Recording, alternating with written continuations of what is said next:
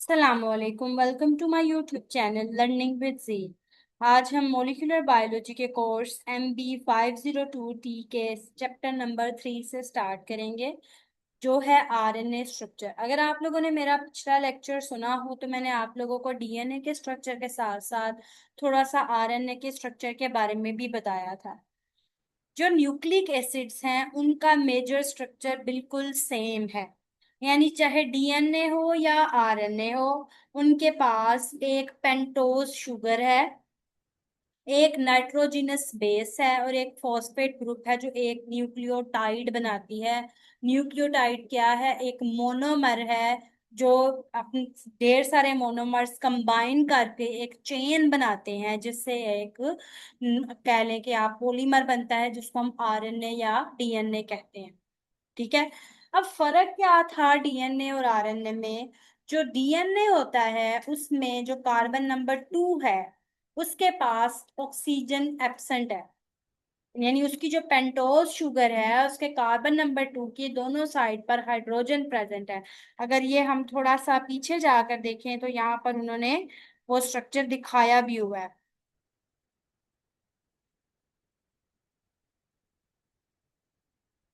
ये देखें, अगर आप इसको देखें तो ये राइबोज शुगर है जो कि आरएनए के पास प्रेजेंट होती है। इस पर कार्बन नंबर 2 पोजीशन पर ऑक्सीजन है, और ये जो डीएनए है इसके कार्बन नंबर 2 पोजीशन पर सिर्फ हाइड्रोजन है। यहाँ पर ओ एच है, यहाँ पर एच है, तो एक हाइड्रोजन मिसिंग है।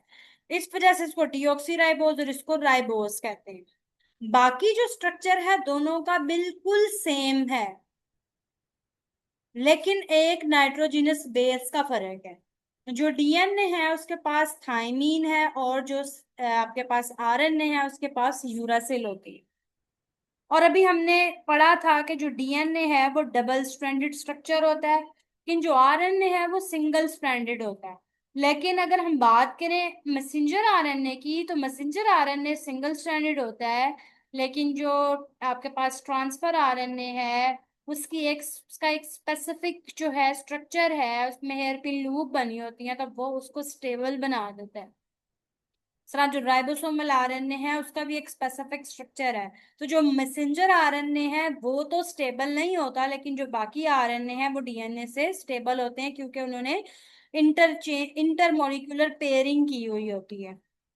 लेकिन अगर हम वैसे मैसेंजर आरएनए को डीएनए से कंपेयर करेंगे तो डीएनए ज्यादा स्टेबल है, मैसेंजर आरएनए स्टेबल नहीं है। ठीक है। तो अभी आप लोगों ने देख भी लिया, तो जो आरएनए है वो क्या है? राइबोन्यूक्लिक एसिड है, जो कि ढेर सारी पॉलीन्यूक्लियोटाइड चेन से मिलकर बना हुआ होता है, और उनके अंदर जो फॉस्फोडाइएस्टर बॉन्ड है 3 to 5 फॉस्फोडाइएस्टर बॉन्ड है। अब ये भी हमने देख लिया था फॉस्फोडाइएस्टर बॉन्ड उनके दरमियान किस तरह से बनता है, लेकिन फिर भी हम एक दफा इसको यहाँ पर दोबारा भी देखेंगे। अगर आप लोग ये देखें, ये आप लोगों के पास एक शो किया हुआ न्यूक्लियोटाइड और ये दूसरा न्यूक्लियोटाइड आपके पास शो किया हुआ है। होता क्या है कि ये जो आप लोगों के पास ऊपर वाली न्यूक्लियोटाइड है उसके कार्बन नंबर 3 के पास जो ओ एच ग्रुप है वो रिएक्ट करता है दूसरे जो आपके पास न्यूक्लियोटाइड है उसके कार्बन नंबर 5 के पास वाले फॉस्फेट ग्रुप के साथ। और इनके दरमियान जब रिएक्शन होता है तो एक वाटर मॉलिक्यूल रिलीज हो जाता है, और ये जो ऑक्सीजन है इनके दरमियान में शेयर होने के बाद ये कोवलेंट बॉन्ड बनता है, जिसको बॉन्ड को हम कहते हैं फॉस्फोडाइएस्टर बॉन्ड है। और क्योंकि ये कार्बन नंबर 5 था जिसके पास फॉस्फेट ग्रुप था, और ये कार्बन नंबर 3 था जिसका हाइड्रोक्सिल यूज हुआ है, तो ये 3 to 5 फॉस्फोडाइएस्टर लिंकेज भी इसको कहते हैं। ठीक है। तो बेसिकली बिल्कुल सेम रिएक्शन है डीएनए में और आरएनए में, लेकिन उन्होंने आपको बता दिया बस जो आरएनए है वो डीएनए से थोड़ा सा ज्यादा स्टेबल है। और जैसे उसमें प्यूरीन और pyrimidine है, आप लोगों को बताया था कि एडेनिन और गवानीन जो है वो डबल रिंग बेसिस हैं, उनको प्यूरीन कहते हैं। जो थाइमीन और साइटोसिन और यूरासिल, क्योंकि आरएनए के केस में थाइमीन की जगह पर यूरासिल है, तो ये जो तीनों बेसिस हैं ये क्या हैं? सिंगल रिंग, इनको पिरिमिडेन कहते हैं। और क्योंकि थाइमीन डीएनए में होती है, यहाँ पर नहीं होती, इसलिए यहाँ पर साइटोसिन और यूरासिल का सिर्फ नाम लिखा हुआ। अब मैंने आपको बताया कि थोड़ी सी माइनर चेंजेस के साथ अनयूजुअल न्यूक्लियोटाइड भी प्रेजेंट होती हैं, ये उनके नाम है, इसको फिलहाल आप इग्नोर कर दें। अब ये टेबल में उन्होंने आपको न्यूक्लियोसाइड और न्यूक्लियोटाइड के बारे में बताया। न्यूक्लियोसाइड और न्यूक्लियोटाइड भी आप लोगों ने पिछले लेक्चर में पढ़ा था कि अगर आपके पास एक नाइट्रोजनस बेस है और वो एक पेंटोज शुगर के साथ अटैच है और उसके पास कोई फॉस्फेट ग्रुप नहीं है, तो उसको हम कहेंगे कि वो न्यूक्लियोसाइड है। और अगर उसके साथ एक फॉस्फेट ग्रुप अटैच है कार्बन नंबर 5 पर, तो वो न्यूक्लियोटाइड कहलाएगी। अगर न्यूक्लियोसाइड होगी तो उसको हम सिंपली इस तरह से कॉल करेंगे। अगर एडेनिन है तो वो एडिनोसिन बन जाएगी, यानी बेस एडेनिन है और वो राइबोस शुगर के साथ अटैच होगी तो वो एडिनोसिन बन गई। गवानीन नाइट्रोजनस बेस है, राइबोस शुगर के साथ अटैच होगी तो गुआनोसिन। इस तरह साइटिडीन और यूरिडीन है, ठीक है। अब अगर उनके साथ फॉस्फेट ग्रुप, एक फॉस्फेट ग्रुप आके अटैच हुआ है तो एडिनोसिन मोनोफॉस्फेट दो अटैच होंगे, तो एडिनोसिन डाइफॉस्फेट तीन अटैच होंगे, तो एडिनोसिन ट्राइफॉस्फेट। इसी तरह गवानीन के साथ एक अटैच हुआ तो गुआनोसिन मोनोफॉस्फेट दो अटैच हुए तो डाइफॉस्फेट, तीन अटैच हुए तो गुआनोसिन ट्राइफॉस्फेट। अगर आप लोगों को याद हो, आप लोगों ने एटीपी जो है पढ़ा था कि वो एक मेजर एनर्जी सोर्स है, तो एटीपी क्या है बेसिकली? एडिनोसिन ट्राइफॉस्फेट, यानी एडेनिन जो नाइट्रोजनस बेस है, वो जब एक पेंटोज शुगर के साथ अटैच होती है और उसके साथ तीन फॉस्फेट ग्रुप अटैच होते हैं तो वो एटीपी कहलाएगी, ठीक है।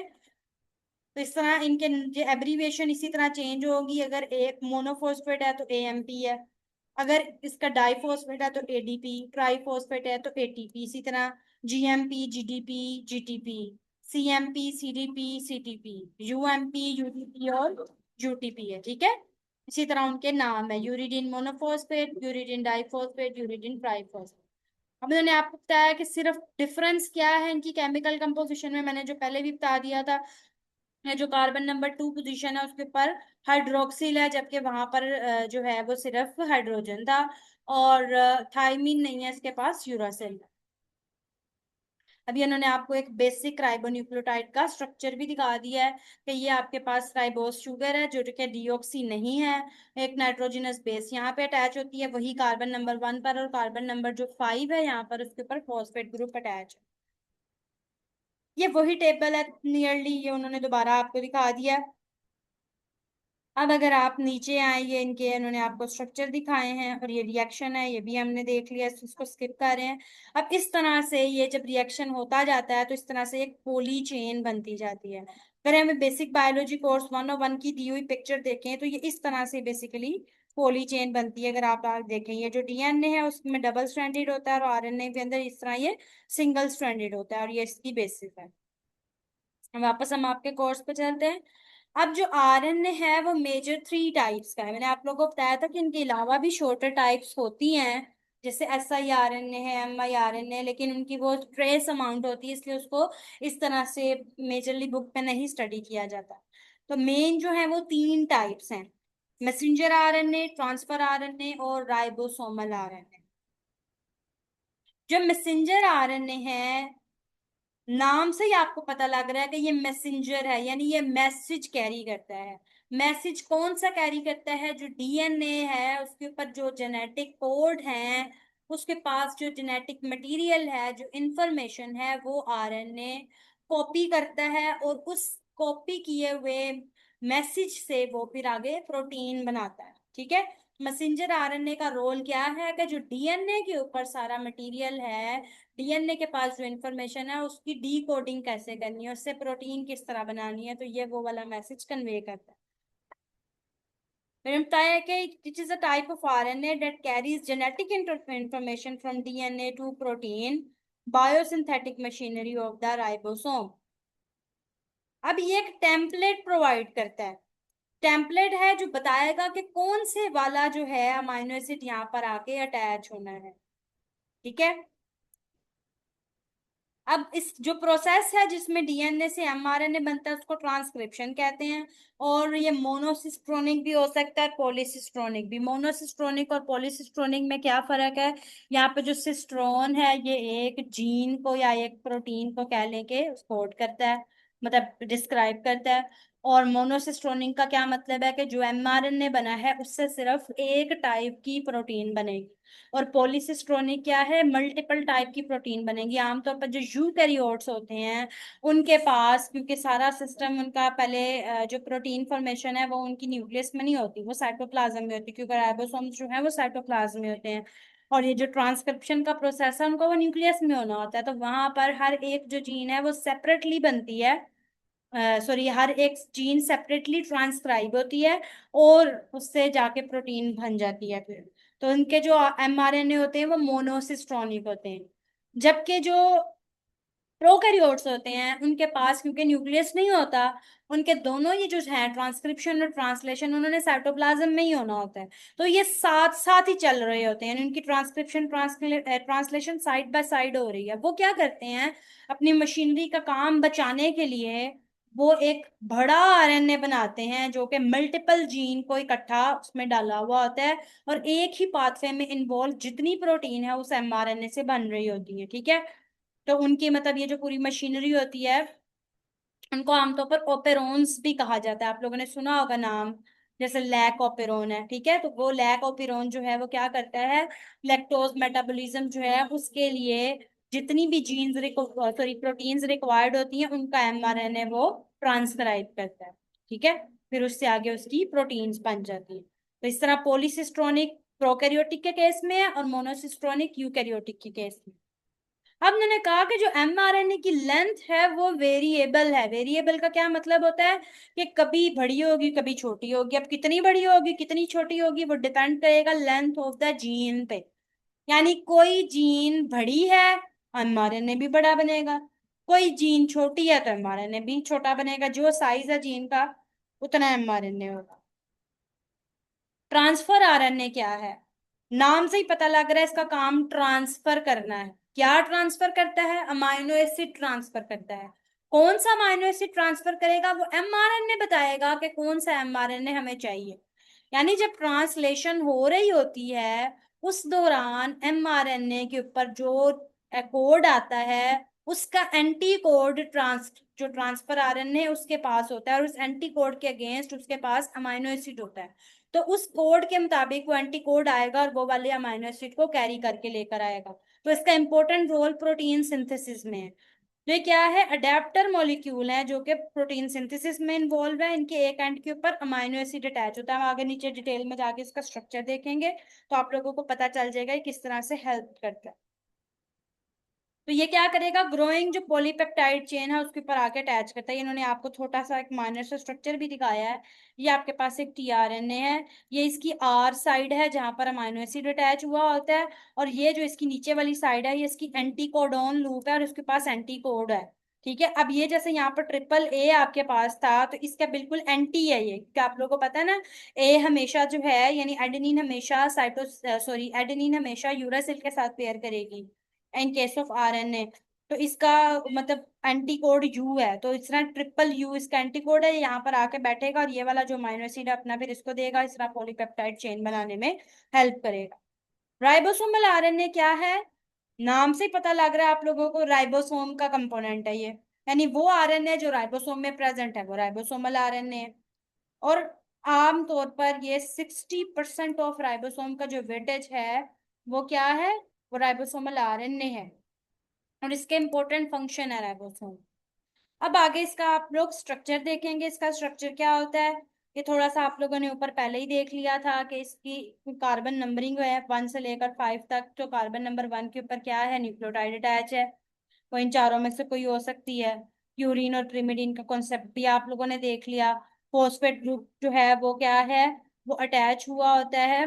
अब अगर आप एक, वैसे तो आप लोगों को मैंने बताया था, अगर हम एक न्यूक्लियोटाइड की बात करेंगे तो न्यूक्लियोटाइड में क्या है, कार्बन नंबर 3 के ऊपर हाइड्रोक्सिल ग्रुप है और कार्बन नंबर 5 के पास फॉस्फेट ग्रुप है। लेकिन जब वो एक चेन बन गई है तो चेन बनने के बाद अगर हम एक इंडिविजुअल फॉस्फेट ग्रुप को देखें तो वो एक तरफ से एक न्यूक्लियोटाइड जो है उसके कार्बन नंबर 3 पे अटैच होगा और एक के कार्बन नंबर 5 पे अटैच होगा। तो वो उन्होंने आपको बताया है कि 3 position of one ribose and 5 position of the next.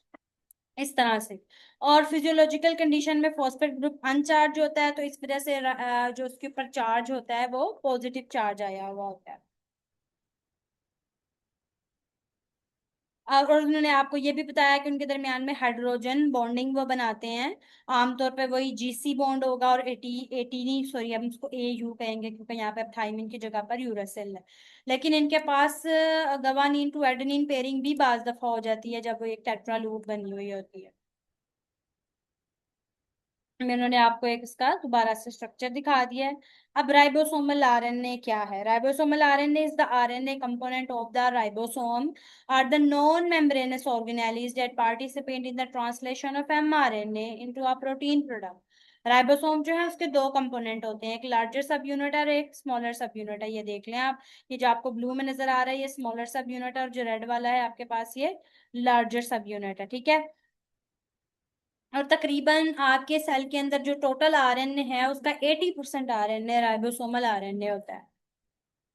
अब जो लार्जर सब यूनिट है ना उसके अंदर ये वाले आरएनए होते हैं, 5S, 5.8S, 28S, ठीक है। जबकि जो स्मॉलर है उसके पास 18S होता है। अब ये जो जीन जो सिंथेसाइज करती है ना, 5S को वो सिंथेसाइज नहीं करती, वो बाकी सारों को सिंथेसाइज करती है। 5S वाला ट्रांस जो आपके पास ट्रांसफर आरएनए है उसकी जीन से वो ट्रांसक्राइब होगा, ठीक है। तो उन्होंने आपको ये बताया कि जो राइबोसोमल आरएनए है वो उसकी आरआरएनए जीन्स होती हैं जिनसे वो ट्रांसक्राइब होते हैं। और एक ही जीन से ये सारे बनते हैं, लेकिन जो 5S होता है वो इससे नहीं बनता। वो किससे बनता है? वो टीआरएनए की जो जीन्स हैं जब वो मतलब ट्रांसफर आरएनए जब बनाएंगी तो तभी उसके साथ 5S आरएनए भी बनता है। और आरएनए पॉलीमरेज 1 जो है वो इसकी ट्रांसक्रिप्शन में रोल प्ले करता है। अब होता क्या है, जब कोर एलिमेंट जाके ट्रांसक्रिप्शन स्टार्ट साइट पर बाइंड करेगा तो फिर वो एक कॉम्प्लेक्स बनता है, ट्रांसक्रिप्शन इनिशिएशन कॉम्प्लेक्स। अब ये रेट इसका कंट्रोल होता है अपस्ट्रीम कंट्रोल सीक्वेंस की जगह से, जो कि आपके जहां से ट्रांसक्रिप्शन स्टार्ट होनी थी उसके 100 बेस पेयर अपस्ट्रीम यानी उससे पहले प्रेजेंट होता है। फिर जब ट्रांसक्रिप्शन स्टार्ट हो जाती है तो एक जहां पर एंड होनी होती है वहां पर ढेर सारी एडेनिन आ जाती हैं। तो वो जो एडेनिन जब ढेर सारी आती है वो आपस में एक लूप से स्ट्रक्चर बना देती है जहां पर आके ट्रांसक्रिप्शन एंड हो जाती है। और वो कहाँ पर एरिया रीच आता है? जहां पर 600 bases downstream of the gene, वहां से फिर एंडिंग हो जाती है। अब ये pre M R R N S जो हैं वो बनते हैं, फिर उसके बाद इनकी क्लीवेज होती है और डिफरेंट साइजेस इनके सेपरेट हो जाते हैं। यानी ये जो जीन है उनको एम्पलीफाई करेगी, वो इकट्ठे सारे बनेंगे, 18S, 5.8S और 28S। और बाद में फिर ये सेपरेट सेपरेट हो जाएंगी और फिर उसके बाद जिस तरह से असेंबली होनी है वो हो जाएगी। अब मैसेंजर आरएनए के ये मल्टीपल पार्ट्स हैं। मैसेंजर आरएनए पर ये 5 प्राइम एंड पर ये 5 प्राइम कैप कैप होती है, फिर 5 प्राइम यूटीआर होता है। फिर उसके बाद ये एटीजी से इसकी स्टार्ट साइड होती है, इतना ये कोडिंग रीजन है। फिर 3 प्राइम यूटीआर है, उसके बाद एंड पे पोली ए टेल होती है, ठीक है। ये इसका पूरा स्ट्रक्चर है। और एमआरएनए का इंपॉर्टेंट रोल क्या है? अभी आप लोगों ने पहले देखा था कि इसने क्या करना है, जितनी भी आपकी रिक्वायर्ड प्रोटीन है बॉडी की वो इसने बनानी है। अब डीएनए जो है वो पहले क्या होगा, वो ट्रांसक्राइब होगा, एमआरएनए बनाएगा और उसके बाद उससे प्रोटीन बनेगी। लेकिन इससे पहले के प्रोटीन बने, जो आर एमआरएनए होता है उसको थोड़ा सा मॉडिफाई भी होना पड़ता है। और ये टोटल जो आरएनए है उसका 5% बनाता है। और इसकी ट्रांसक्रिप्शन जो है वो किसने करनी है? आरएनए पॉलीमरेज 2 ने करनी है। आरएनए पॉलीमरेज 1 ने किसकी करनी थी? अभी आप लोगों ने ऊपर पढ़ा था राइबोसोमल आरएनए की। और आरएनए पॉलीमरेज 2 जो है, आरएनए पॉलीमरेज 2 इसने राइबोसोमल आरएनए की करनी है। अब होता क्या है, एक प्रोमोटर रीजन है जिसको हम टाटा बॉक्स कहते हैं। पॉलीमरेज जाके उसके साथ बाइंड करेगा, और ये उन्होंने आपको बताया कि जो ट्रांसक्रिप्शन स्टार्ट साइड है उससे वो 25 बेस पे अपस्ट्रीम लोकेटेड होता है। अब जब वहां पे वो जाएगा फिर ट्रांसक्रिप्शन इनिशिएशन कॉम्प्लेक्स बनता है। अब वो जब बन जाएगा फिर ट्रांसक्रिप्शन फैक्टर्स आते हैं, डिफरेंट ट्रांसक्रिप्शन फैक्टर्स हैं जो अपना रोल प्ले कर रहे होते हैं इस दौरान। अब वो ट्रांसक्रिप्शन इनिशिएशन साइड से वो जब ट्रांसक्रिप्शन स्टार्ट हो जाएगी तो प्री एमआरएनए फिर बनने लग जाएगा। जब प्री एमआरएनए बन जाता है तो उसकी मॉडिफिकेशन होती है। क्या मॉडिफिकेशन होती है? सबसे पहले उसके इंट्रॉन्स रिमूव होते हैं। इसको हम कहते हैं स्प्लाइसिंग। अब जब स्प्लाइसिंग हो जाएगी, इंट्रॉन रिमूव हो जाएंगे, तो आप लोगों को मैंने बताया था ट्रांसक्रिप्शन न्यूक्लियस के अंदर होती है और जो ट्रांसलेशन है उसमें साइटोप्लाज्म में होना होता है। तो जब इसने बाहर जाना होता है तो इसकी और फर्दर मॉडिफिकेशन करनी पड़ती है। इसके लिए क्या होता है, इसके 5 प्राइम एंड पर एक कैप ऐड होती है जिसको हम 5 प्राइम कैप कहते हैं। और उसके 3 प्राइम एंड के ऊपर लॉन्ग टेल ऐड होती है एडेनिन्स की, जो इसको स्टेबिलिटी भी प्रोवाइड करती है ताकि बाहर जाकर टी ग्रेड ना हो जाए। तो वो उन्होंने आप लोगों को बताया है यहाँ पर कि ट्रांसक्रिप्शन जब एंड हो गई एडेनिन रिच एरिया पे, सॉरी यहाँ पर उन्होंने कहा इसकी जो ट्रांसक्रिप्शन है वो एडेनिन रिच एरिया की वजह से नहीं होती बल्कि ऑटोमेटिक डिसअसेंबली हो जाती है। अब जब ये बन गया, फिर उसके बाद रिमूवल होंगे इंट्रॉन के, एडजेसेंट एक्सोन के साथ ये जुड़ेंगे, फिर उसके बाद इसकी कैपिंग होगी 5 प्राइम एंड पे 7 मिथाइल गवानोसिन के साथ। ठीक है। और ये फिर क्या होगा कि ये जो 5 प्राइम कैप है ना, रिकॉग्निशन साइट का भी इंपॉर्टेंट रोल प्ले करती है। इनको पता चलता है आरएनए यहाँ से शुरू हो रहा है। अब ट्रांसफर आरएनए का ये एक बड़ा प्यारा सा ये एक स्ट्रक्चर है, इसको क्लवर लीफ स्ट्रक्चर भी कहते हैं। तो ये इस तरह से 5 प्राइम टू 3 प्राइम में अरेंज किया और ये इस तरह से इन्होंने आपस में पेयरिंग की होती है। तो ये इसके डिफरेंट रीजन है, डी लूप है इसके पास, एंटीकोडोन लूप है, वेरिएबल लूप, और ये एक्सेप्टर स्टेम है जिसके साथ आर ग्रुप अटैच हुआ होता है। तो ये कैरी करता है यहाँ पर कोई भी एंड जो आपके पास अमाइनो एसिड है वो यहाँ पर कैरी होता है। अब ट्रांसफर आरएनए जिस जो जीन ट्रांसफर आरएनए को कोड करेगी उसी ने 5s राइबोसोमल आरएनए को भी कोड करना है। और इसकी जो ट्रांसक्रिप्शन है वो किसने करनी है, आरएनए पॉलीमरेज 3 ने। आप लोगों ने ये याद रखना है, आरएनए पॉलीमरेज 1 राइबोसोमल आरएनए के लिए, आरएनए पॉलीमरेज 2 मैसेंजर आरएनए के लिए, और आरएनए पॉलीमरेज 3 जो है वो ट्रांसफर आरएनए के लिए है। वैसे ही बिल्कुल एक प्रोमोटर रीजन होगा जो कि 100 बेसिस अपस्ट्रीम है ट्रांसक्रिप्शन स्टार्ट साइज से। ठीक है। फिर कोई ट्रांसक्रिप्शन इनिशिएशन कॉम्प्लेक्स बना, जब वो बना फिर ट्रांसक्रिप्शन स्टार्ट हो गई। फिर इसमें भी क्या है, कैडेनिन रिच एरिया आएगा जिससे इंडिकेशन होगी कि ये एंड हो जाए। फिर बताया 15% क्या है टोटल आरएनए का आपके पास ट्रांसफर आरएनए होता है। 80% राइबोसोमल आरएनए, 5% मैसेंजर आरएनए और 15% जो है वो आपके पास क्या है, ट्रांसफर आरएनए। और ये आप लोगों को मैंने बताया था जो बाकी हैं आरएनए वो बहुत ट्रेस अमाउंट में होते हैं, इसलिए आपको ये 100% टोटल बनता हुआ नजर आ रहा है। अब इसका मेन रोल क्या है कि ये स्पेसिफिकली बाइंड करता है एक स्पेसिफिक अमाइनो एसिड को जो कि ट्रांसलेशन स्टार्ट साइट पर आ जाता है। इसकी आर साइट है जहां पर एक रिएक्शन की जगह वजह से अमाइनो एसिड आके अटैच होगा वहां पर। ये आप लोगों ने रीजन जो देखा था, यहाँ पर जो है वो रिएक्शन टेक प्लेस होगा और यहाँ पे अमाइनो एसिड आकर बाइंड कर जाएगा। अब होता क्या है, जब ट्रांसलेशन स्टार्ट होनी है, जो स्मॉलर सब यूनिट है जब उसने देखा कि एयूजी आ गया, एयूजी क्या है, स्टार्ट कोडोन है, उधर से पता लगा अब ट्रांसलेशन करनी है। मैसेंजर आरएनए आया स्मॉलर सब यूनिट पे आकर बैठा। जैसे ही वो आया तो जो फर्स्ट टीआरएनए है उसने देखा अच्छा ये आ गया है, तो फिर वो ले उसके पास एंटीकोडोन लूप है उसके अगेंस्ट और उसके पास मेथियोनिन अमाइनो एसिड आके अटैच है। ये आप लोगों ने देखा था ऊपर, ये एंटीकोडोन लूप है, ये बताती है कि जी कौन से वाला अमाइनो एसिड जो है आना है। तो मतलब उस कोड के अगेंस्ट एंटीकोडोन यहाँ पर है, तो वो एंटीकोडोन मतलब उस कोड के अगेंस्ट ही आपके पास यहाँ पर अमाइनो एसिड प्रेजेंट होता है। अच्छा, अब वो आके जैसे ही बाइंड करेगी, यानी वो टीआरएनए जिसने मेथियोनिन कैरी किया हुआ है जिसके पास एयूजी के अगेंस्ट एंटीकोड था, वो बाइंड करेगा तो राइबोसोमल आरएनए जो लार्जेस्ट सब यूनिट है वो आके बाइंड कर देगा। अब जब लार्जर सब यूनिट स्मॉलर सब यूनिट के साथ आके बाइंड कर गया और टीआरएनए भी मेथियोनिन के साथ बाइंड किया हुआ, ट्रांसलेशन सॉरी जो है वो स्टार्ट हो जाएगी। एयूजी जहां पर होगा वहीं से ट्रांसलेशन स्टार्ट होगी, कभी भी पहला अमाइनो एसिड मेथियोनिन के अलावा नहीं होगा। अब क्या होगा, अब ट्रांसलोकेशन कॉम्प्लेक्स बनेगा। ये पहले इनिशिएशन साइट पर आया था, ये इसकी साइट्स हैं। ठीक है। 3 साइट होती हैं, एक इनिशिएशन साइट होती है, एक पेप्टिडाइडाइल साइट होती है और एक एग्जिट साइट होती है। ठीक है। अब इनिशियल जो साइट थी वहां पर आके एयूजी के ऊपर उसने बाइंड किया था, अब वो मूव करेगा पेप्टिडाइल साइट पर। जब वो पेप्टिडाइल साइट पर मूव चले कर जाएगा तो अमाइनो एसिड साइट जो है वो वेकेंट हो जाएगी। ठीक है।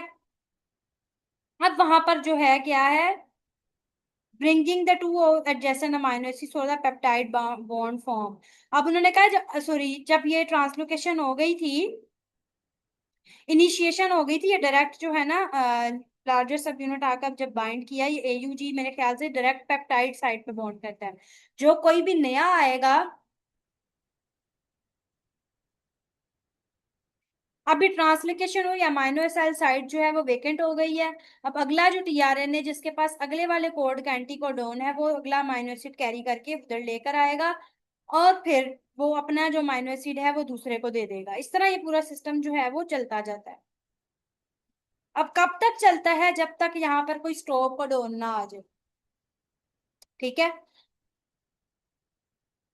और जो टीआरएनए फारिग होते जाते हैं, जिनके पास अब कोई अमाइनो एसिड नहीं है, वो वहां से जो एग्जिट साइड है वहां से रिलीज होते जाते हैं। अब आप लोग देख रहे हैं, ये ए साइड है, ये नया यहाँ पर आके बाइंड करेगा, ये फिर इसको क्या करेगा, ये इसको अपना अमाइनो एसिड दे देगा पी साइड पर, ये बाद में रिलीज हो जाएगा। तो इस तरह से ये जो है वो पूरा प्रोसेस चलता जाता है, और आपके पास एक लॉन्ग चेन बनती जाती है। और जैसे ही यहाँ पर स्टॉप कोडन आएगा, अब उसको पता चल गया है कि आपको ये यहाँ पे नया टीआरएनए नहीं आता, फिर एक रिलीज फैक्टर आके बाइंड करेगा, और वो रिलीज फैक्टर पे ये जो पेप्टाइड चेन बनी थी उसको रिलीज कर देगा, फिर वो जो है वो प्रोटीन बना देगी। उम्मीद है आपको लेक्चर समझ आया है। अगर आप लोगों को कोई कंफ्यूजन है तो आप कमेंट सेक्शन में पूछ सकते हैं। मेरा लेक्चर अगर आपको पसंद आया है तो इसको लाइक करें और मेरे चैनल को सब्सक्राइब करें। Thank you so much for watching and Allah Hafiz.